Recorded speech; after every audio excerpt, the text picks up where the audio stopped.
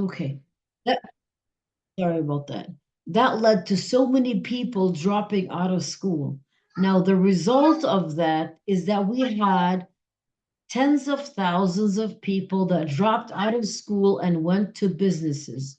And that so much affected the Palestinian society that led to having so many ignorant people at that time.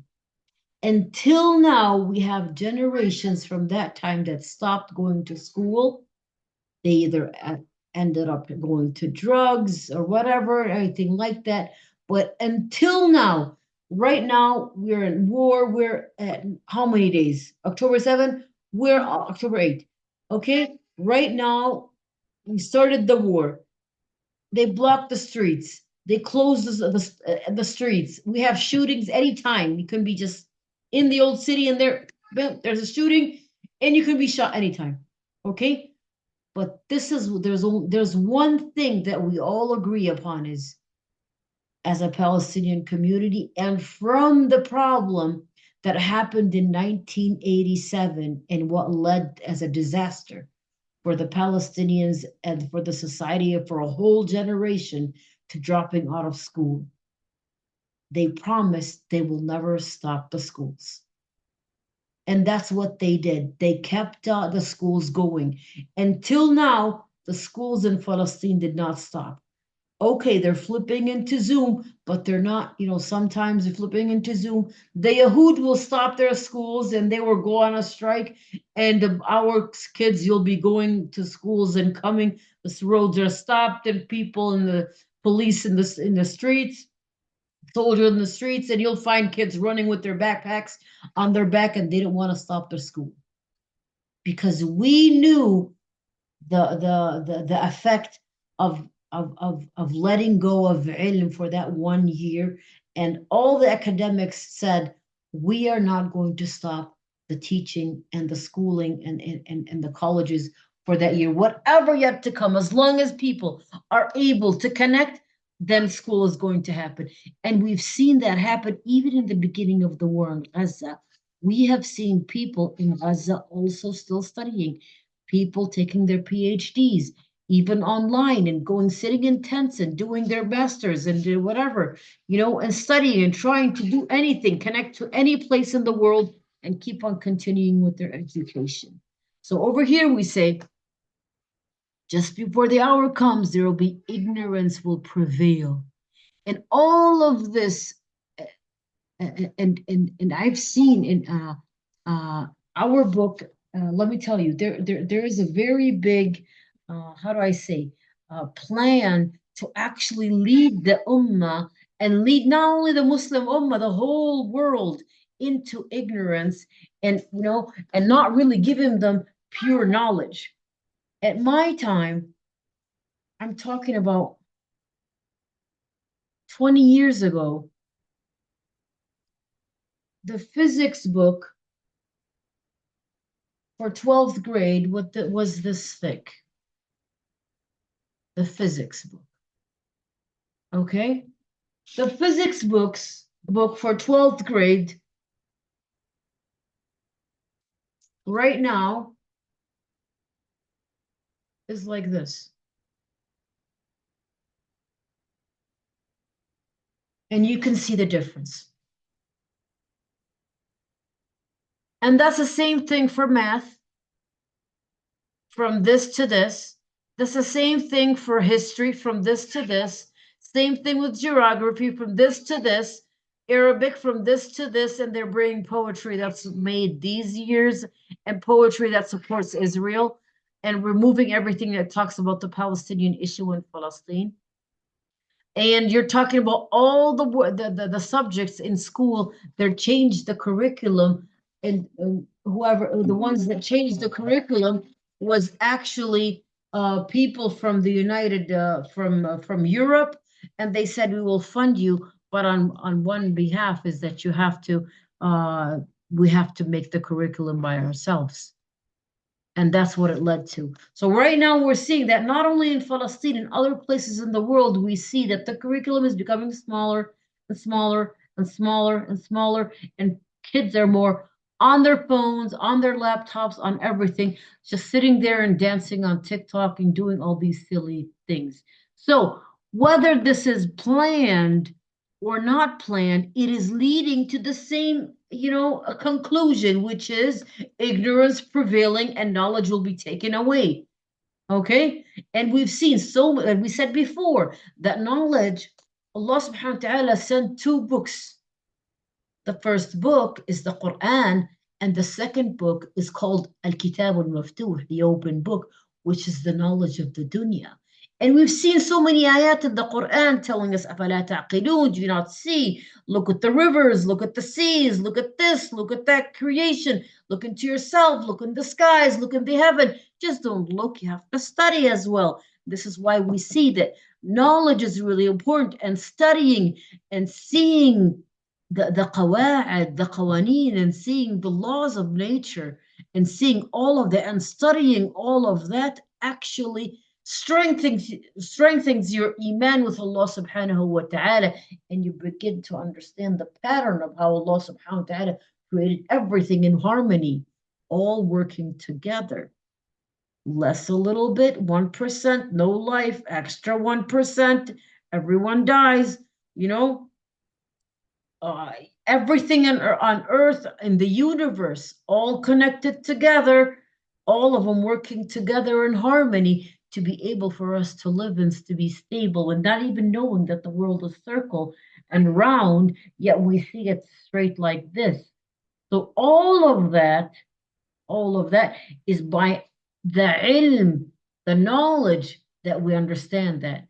And by getting them, even intentionally, and all these kids on phones and all these new generations not understanding anything. I mean, if you ask, I've seen, random people asking people in the streets of America, asking them what is the borders of America, and they didn't know that the borders of Canada was, and the north is Canada, and then in the south is Mexico. They didn't even know what continent we were in. I mean, America was in. So even though it's the same name, which is North America. So I mean, and I've seen them asking so many questions, and they do not know anything how to answer that. We see that ignorance is prevailing, and knowledge being taken away. Okay, and then it makes it easier for them to judge them, and that makes it easier for the Dajjal to come and to trick those ignorant people and those silly people, even if it was done by intention, which is with the kafirin, with the munafiqeen, and everything like that. Okay, let's see here. Let's read this one. Who wants to read? Let's take. Okay, Rihab, you want to continue, Amri? Among the signs of hour. Where is that?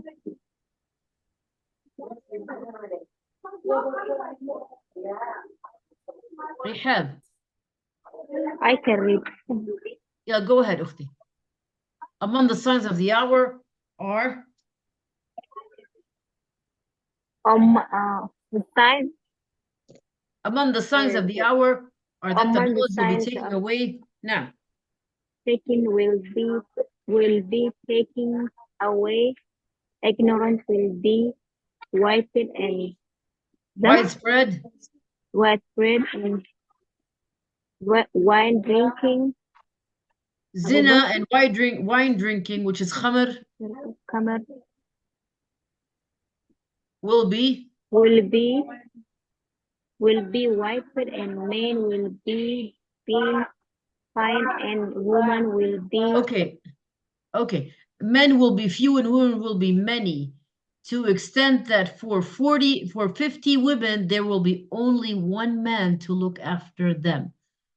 According to another report, knowledge will decrease and ignorance will prevail. But over here it says, according the reason of the men. Now you're talking about an equation here. You're talking about not an equation. You're talking about 40, 50. Okay, you're talking about 50 men. Okay, my handwriting. Sorry, everyone. Where's my pencil? Here it is. 50 men, 50 women, and muqabil, one man will be taking care of them. Now the Sahaba were like, Ya Rasulullah, where did the men go? Now one of the answers was that because of all the wars that were happening, that the men, very many of the men will be passing away. And there's another research also that I studied and I watched is I saw a research that the nuclear weapons actually affect the chromosomes of of of of of of women when they made a test on the women in Russia. Okay, in World War II, there was a town where the nuclear area was, something happened with the nuclear bomb there, and it wasn't safe for the people to stay there. Now, when they discovered that there was, spreading of nuclear, uh, uh, you know, uh, weapon at that or gas or whatever it is in that area, and it was everywhere around the trees, the grass, everything was all there was Nawawi, there was nuclear contents there. They told to the people to evacuate, and they did. Until now, you can see that if you go to National Geographic place in Russia where haunted area, and people are not allowed to stay there because all of your body will be like there's you will suck all those nuclear yani things, and then it will cause diseases and you'll probably get cancer, for God forbid, and something like that. So you're only allowed to stay there for just 10 minutes, and yet again you have to take tests and things to do to purify your body and clean your body from all those nuclear contents that got into your body just by being in that section. And they made a test on the women in that area, and they saw that uh, those nuclear contents that got into their body affected them to even carry children, yani babies, males, you know, and they saw that the percentage of males being born was very little according to the women. It was more than 5 by 1, more than 5 by 1. Every 7 or to 5, they would bring one male and 7 female, and that lasted for tens of years. You're talking from the World War II till now. And I watched this program and probably 10 years ago. So, and they also discovered that chlorine, when taken by human beings, and if and I would yani let's see if somebody can look that up um and for the next class, and see find the report about the chlorine reduces in consuming chlorine in your water and your food and whatever. It reduces the possibility of bringing also male babies. So at the end of time, we will see that even it's not only the wars that really reduces they had it's all the medicines and everything like that affects women from also the bringing male babies, and it's something that they're injecting them or whatever is happening, that is reducing the male. And maybe you never know. They're probably until now injecting and doing these things in society. Nothing is impossible right now with all this, what they're doing to, the whole world right now. We just not amazed or not surprised with anything. They tricked the whole world to take the corona, what's it called? لقاح. يعني إيش لقاح? The The injections, vaccine. the vaccine, and it turned out to be fake, yani, and they made billions and billions and billions of dollars, or I don't know how much they made. and they tricked everyone to take it. It turned out that it makes heart problems and heart diseases and everything. And luckily I did take it, alhamdulillah. I wasn't convinced, you know. But yani, you're not surprised. So what might come out of those people? Like over here it says the reason for less of men, and we talked about that. You can read that at home. We'll see here the hadith saying that the reason of them not killing, the hadith, that reason will be taken away from people that of that time. The people will be feeble minded, most of them. Not this one, where'd it go? Okay, talking about the Muslimin will kill each other. The Muslimin asked the Nabi Sallallahu Alaihi Wasallam, is it because that they're being killed, yani the amount of men being less because they're being killed from the kuffar? He was like, not only that, they're fighting each other and they're killing each other. Nabi Sallallahu Alaihi Wasallam. And that was only one of the reasons, okay? So there's other reasons to that, okay? طيب والذي نفسي بيده يأتين على ناس زمان لا يدري القاتل فيما يشاء. There's another hadith here. طيب Rihab, are you there? Yes, I am. Okay, go ahead, Rihab, because Sister Amatullah, Ammar, if you could read with us again, but there's too much noise in the background. Go ahead, أختي Rihab. By the one in whose hand is my soul, there will come a time when the killer will not know why he killed, and his victim will not know why he was killed. Yeah, and we see that so many times right now. You'll find silly people going to wars, and they just give them guns and they just go kill. Why? Well, if you want to take, and right now, even in Palestine right now, some of the people that are fighting into the war with the Yahud, they're like from different origins that take asylum, and they were like, in the Yahud section, and they're like, well, if you want to take it, you got to go fight in Gaza for a few months, and then you come back, and then we give you this and that. So he's just like sitting there and just into a war that he just really wants to take a visa or whatever, and then there he is. He's killed so many Muslims. Okay, let's take examples of fitan that happened and مقتل الخليفة الراشد عثمان بن عثمان وافتراق الأمة. Okay, one of those big fitan that happened is the death or the killing of Sayyidina Uthman ibn Affan and the division of the Ummah.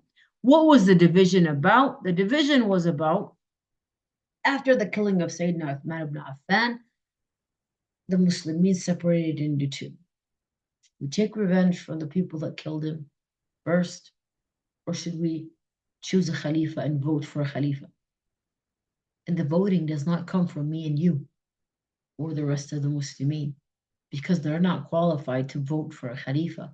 We don't take the opinions of the normal people of who's qualified. No, we bring the qualified people to choose a qualified person. Because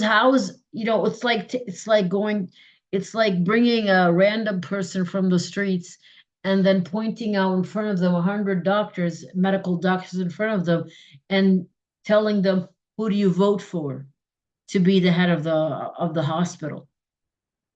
He doesn't know anything in medicine. How is he going to know who's the one that's qualified to do so? This is why he's not even qualified to vote.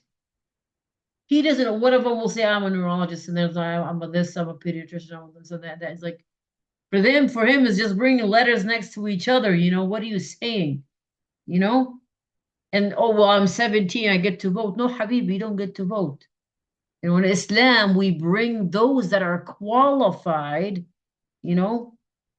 those that are qualified, the educated people, the educated ones, those are qualified to choose who the Khalifa will be, who was the one that is capable of taking in charge and being the Khalifa. We don't take the opinions of those silly people and those kids, 17, 18 years old, think that they know everything at that age, And even those that are not specialized, their opinions, as long as they're not specialized in who is be able to rule or anything, their opinion is not important. They're just, because usually people are just like sheep,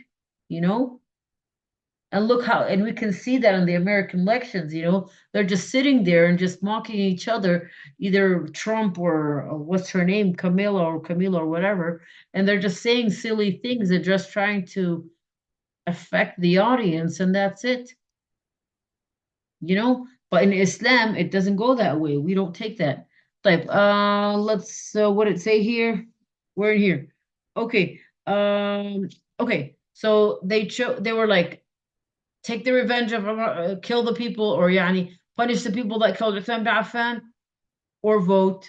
And this is how the war started. طيب خلينا, let's read the hadith that Umar ibn Khattab was sitting down. أيكم يحفظ قول النبي صلى الله عليه وسلم في الفتنة. Who said that? حذيفة. في حديث حذيفة أنه كان جالسا عند عمر الخطاب إذ قال. Okay, who wants to read حديث عمر بن الخطاب? Rihab, you want to read it? Okay, I will read it. Okay, حذيفة narrated the sitting with Umar al-Khattab. He said, who among you remembers the Prophet say Yes. about tribulation or fitna? Hudayfa said, a man will face tribulation with regard to his family, his wealth, and his children, for which expiation will be made by his praying, given in charity, enjoining what is good and forbidding what is evil.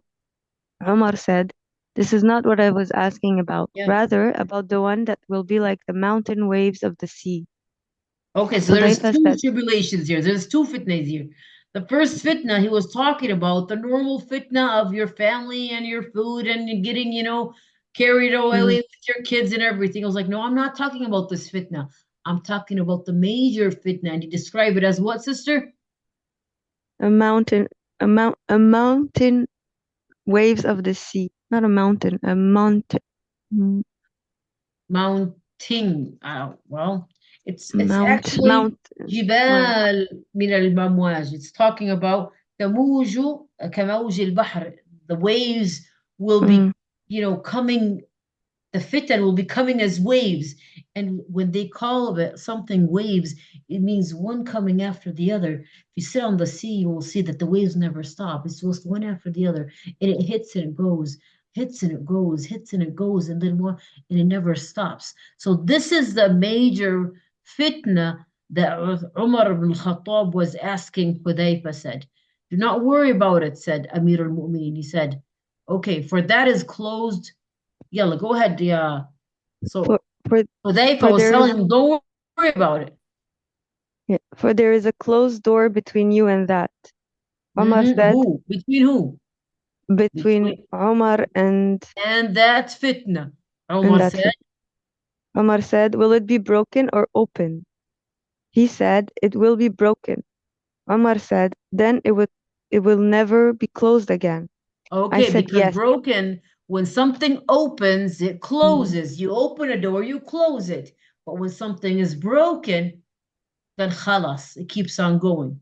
So this hadith was actually referring to us that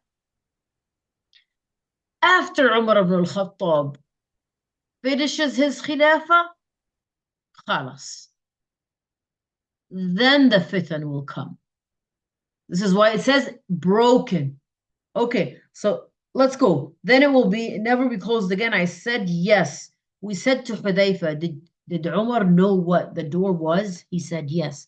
He knew it just as one knows that the night precedes the morrow. And I narrated to him a hadith in which nothing was wrong. We wanted to ask him about the door, and we told Masruq to ask him. So they sent Masruq. Masruq is a tabi'i or a sahabi, and we sent Masruq to ask him, and he said, who was the door? He said Umar. So this is referring to that. First of all, Nabi Sallallahu Alaihi Wasallam told us about Maqtal Uthman, the killing of Uthman. That's one sign of the fitan, one sign of the end of time, one sign of the fitan that's going to be happening. Okay, and he told us that after Umar ibn Khattab passes away. Now Uthman ibn Affan was also, Umar ibn Khattab was also killed. He was stabbed as well in Salat al-Fajr. He was stabbed 14 stabs. And when Umar ibn Khattab was killed, it was the time Uthman ibn Affan was put as a Khalifa, and that it was خلاص. Not that Uthman ibn Affan did a bad job in being a Khalifa, but it was خلاص, it was his qadar, it was his nasib, that what happened was all of the fitan started happening in the time of Uthman ibn Affan, and they escalated from that time and kept on going from that time. Who was the door? It was Umar ibn Khattab. So Umar ibn Khattab was actually preventing that fitna from happening. Let's see over here about the hadith here. طيب Nabi Sallallahu Alaihi Wasallam even told us about the timing of this fitan. طيب حضر صلى الله عليه وسلم العام الذي تقع فيه الفتنة في حديث الصيب. طيب Nabi Sallallahu Alaihi Wasallam also told us the years in the fitna would happen according to the hadith of Abdullah ibn Mas'ud. He told us that the milestone of Islam will start to rotate. Now he called it a milestone. Okay, milestone. تدور رحى الإسلام. Why I said milestone? Because they will be killing people. People will be dying. It's like a milestone. And when a milestone, where is something here? Let's use this. Okay, so when a milestone turns, it actually crunches what's under it. And what is under it actually is fighters and mujahideen and people and stuff like that. So the milestone of Islam will start to rotate after what? He called it a milestone, referring to how much fitan there will be and how much people will be dying. He said, what will happen? After 35 years, then they perish. They will have followed the path of those who perished before them. So it's one after the other. And if their religion is maintained, it will be maintained for 70 years. Okay.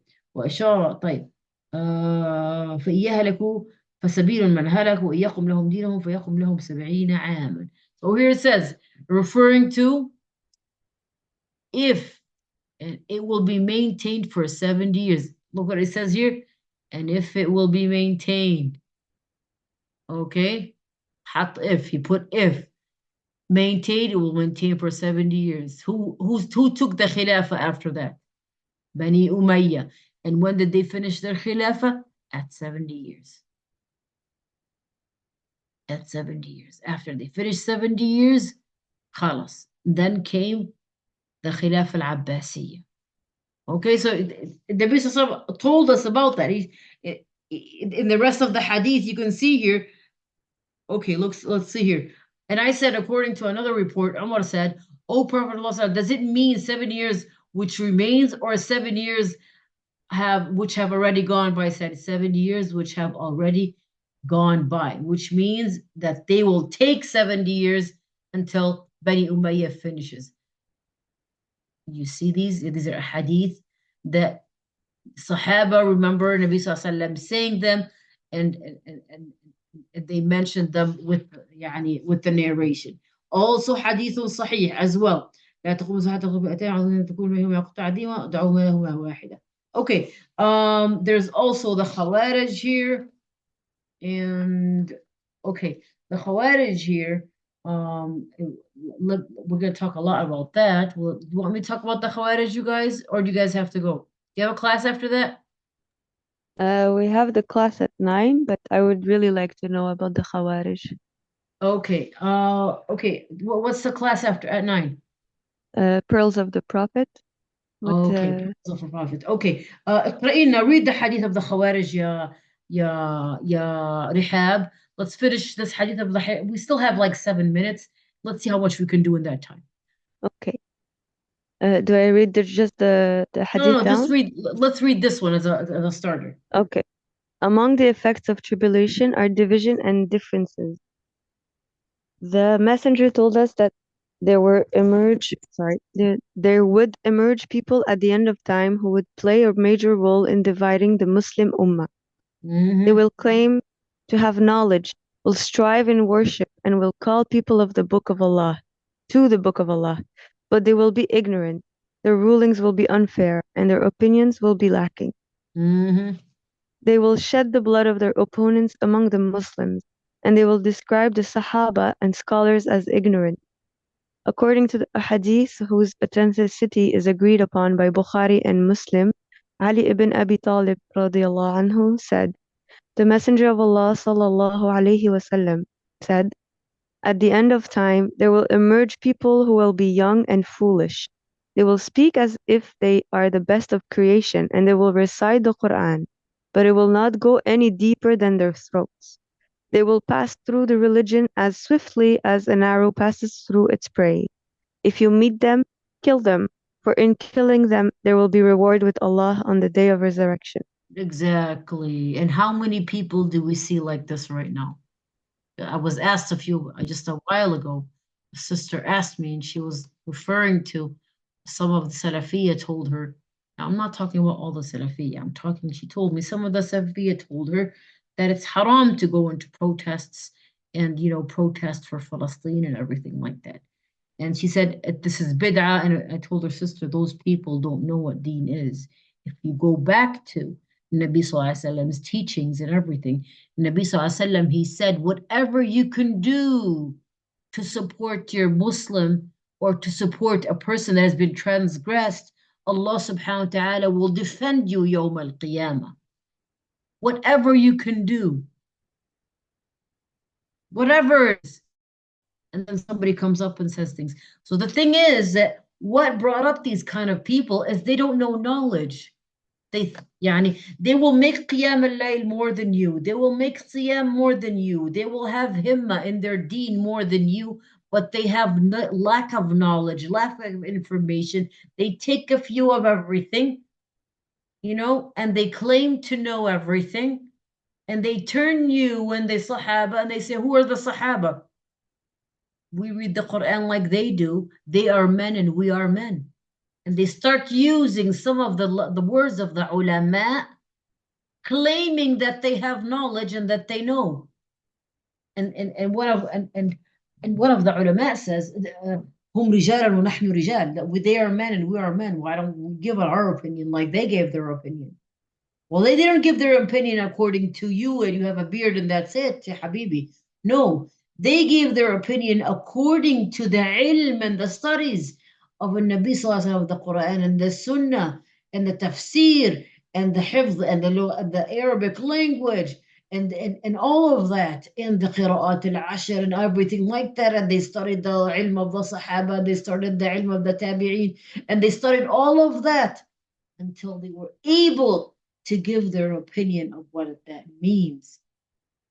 And then you'll find a few people, and one of those is like those are like Daesh, ISIS was like those. They used to selectively collect those small people that are striving for something in Islam, and yet again they don't know nothing of that much. They do have the himmah for Allah subhanahu wa ta'ala. They do have this effort and this power that they want to do something good for Islam, but yet again, they're doing it all wrong. And that's what they did in Syria. They started calling all about the Syrian people to be kuffar, and they started killing other people. They started killing journalists that were just taking crimes of everything. They were like, this is haram. And they started chopping hands of little kids because they were stealing. There's a starvation there. How could you cut their hands? And they started doing things that was haram, and taking women as jawari. How could you take the women as jawari when they as jariyas when they're right now this hukum has been raised? Allah subhanahu wa ta'ala sent so many ahkam to remove something called slavery in Islam, and you're bringing it back? Are you crazy? So it was a mess, and they messed up the whole thing.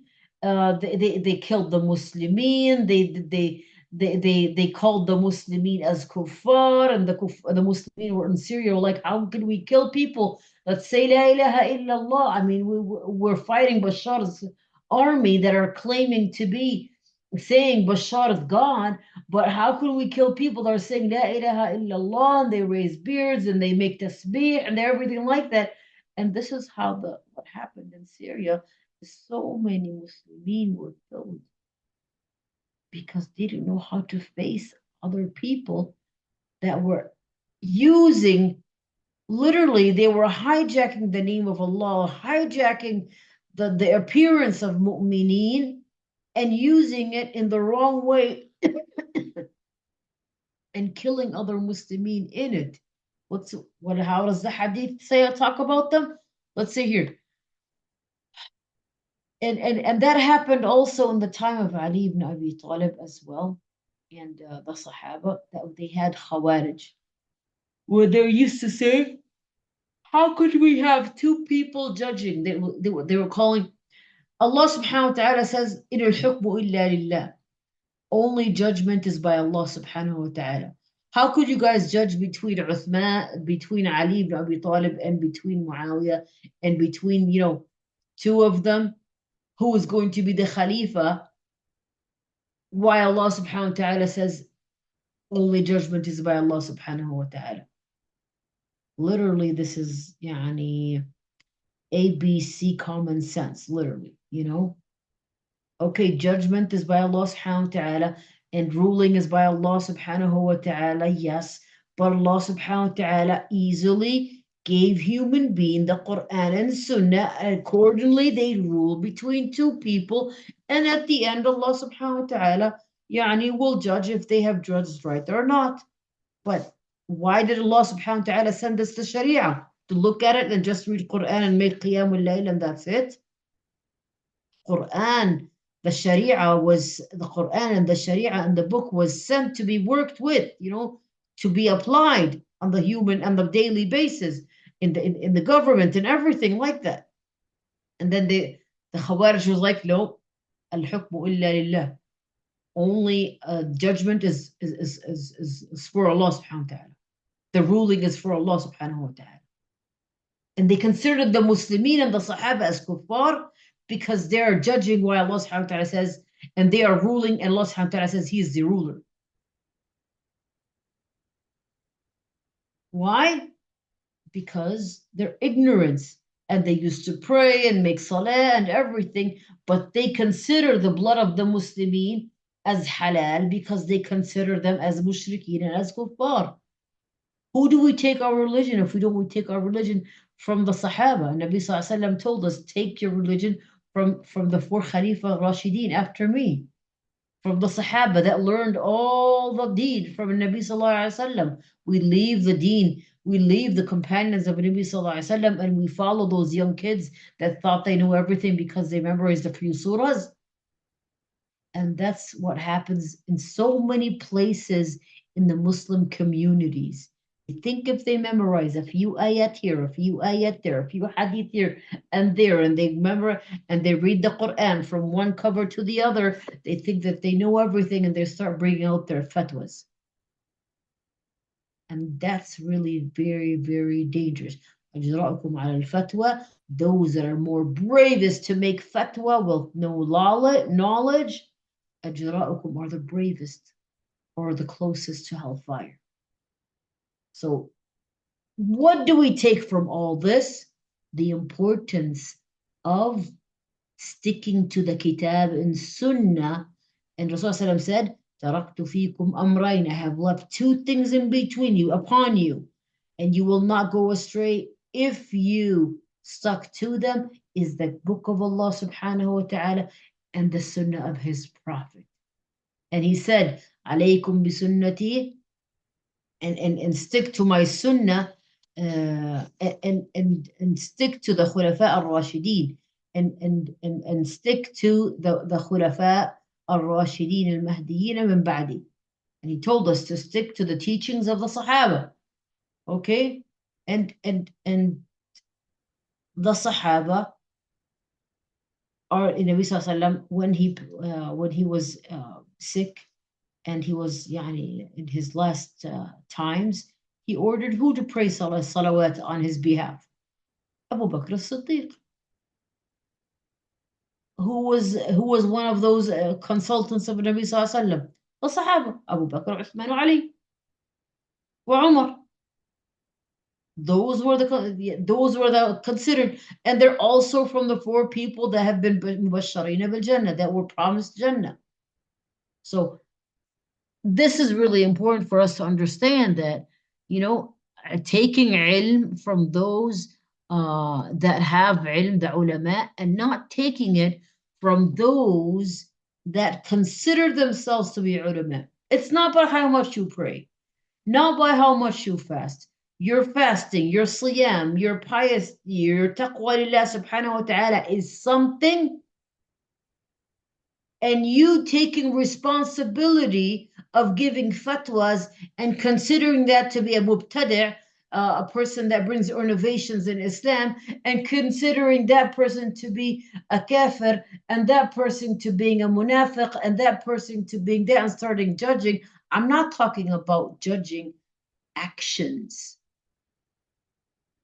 For sure, lying is nifaq, and kadhib, lie, and the haram stuff is haram.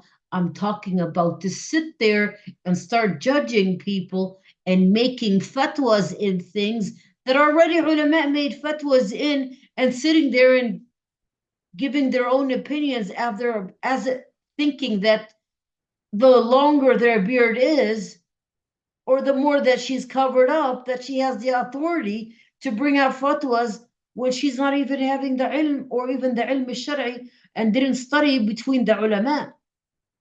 The studying of ilm al-shar'i is studying it from the ulama, not studying it just by reading on the internet and scrolling up and down. She's probably reading from a Shia website, probably messing up. So that's a little brief thing about Khawarij. We'll be talking about Khawarij more for next time, inshallah ta'ala. Where to go? Okay. I'm gonna let you go and see Aisha's class right now. I don't want to take so much time from you guys.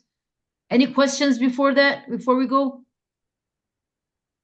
No, Jazakallahu khair, Ustada, for this nice class. الله يحفظك يا ربي، الله يحفظك يا ربي. جزاكم الله خيرا. سبحانك اللهم وبحمدك، نشهد أن لا إله إلا أنت، نستغفرك ونتوب إليك. We'll talk about Khawarij next time, inshallah, in the group, in the class, and we'll talk more about them. We'll read the hadith about them, and we'll see more about them, and we'll see things also in the Muslim communities that also resemble these actions. And one of the things that was said, that about killing them, and over here it's talking about if there was a leader for the Muslimin and he declared jihad on them. But that does not mean that we as individuals are allowed to sit there and say, that's a Khariji, his blood is halal. No, we're not allowed to do that.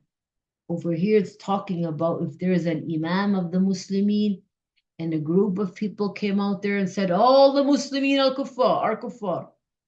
Why? Because they go and they go into the army and they work as policemen, and this is a secular state. So therefore, even though they were working in the not in the army, in the police, civil police, I'm talking about, that are, protecting the community and everything like that from crime and everything like that. And then coming there and saying all of those are kuffar. Why? Because they're under a ruling of a secular state, which they make them, that they're accepting secularism, and they're refusing and rejecting Allah subhanahu wa ta'ala's hukum and sharia. That makes them all being kuffar, and then they start saying that their blood is halal. That is all haram. And those, if a Muslim leader was there and they declared war on those kind of people, then it is halal. For example, if somebody was working in the army of this Khalif or whatever. But not individuals are allowed to do any of this and kill anyone and do anything. And even taking the had, and taking, if somebody killed someone, then somebody go kill them back. No, the punishment comes through the government, not through the individuals. Then everyone would consider themselves to have the right to do anything what they want, and chaos will spread in this society. And that's really, really dangerous. If safety and stability was not available in the community, then that's the falling of the community. Then it's not a strong community. Okay. سبحانك اللهم وبحمدك، نشهد أن لا إله إلا أنت، نستغفرك ونتوب إليك. السلام عليكم ورحمة الله. We'll see you guys next time, inshallah. وعليكم السلام ورحمة الله ورحمة الله وبركاته. هي نورة، الله يحفظك، السلام عليكم. وعليكم السلام ورحمة الله وبركاته. الله ازيك؟ يحفظك. Okay, stop the recording. الحمد لله.